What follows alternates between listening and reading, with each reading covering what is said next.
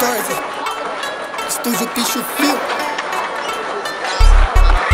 Não quero causar divisão no skate, é a causa que eu luto. Sempre largado, maloqueirão no estilão. Bem vagabundo, fui tirado no começo de frango, skate moda, porque não é mais que ninguém. E se acha muito foda, desmotivar quem tá no início. É falta de conduta, não é essência de skate, é essência de filho dó, que não faz nada construtivo e ainda que é atrasado, merece o sonho dos moleque, ainda vai querer pisar.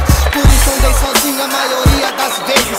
De verme o mundo tá cheio, eu tô suave disso no meio do skate. Falando tanto de ser humilde, mas nem cumprimento, mano, porque o estilo é diferente. Usa outros plano e virou moda ostentar, pagar de peça gringo que cês gastam tem preço, mas caráter vale mais ainda.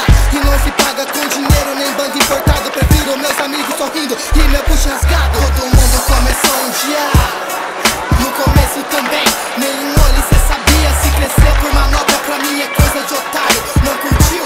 Foda-se, tô pouco preocupado. Todo mundo começou um dia, no começo também. Nenhum olho cê sabia, se crescer por manobra pra mim é coisa de otário. Não curtiu?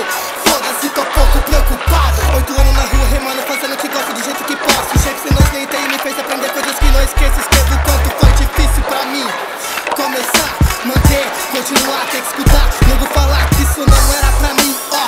Então tá, vem com essa vexa de arrogância que eu vou com meu kick, respeito e esperança. Manda seu front, motivação, que tô espalhando meu nome longe. Visão pra mim não presta, eu tô voltando skate no extra. Já vi maninho que não dava bem sendo tirado. Depois quando andava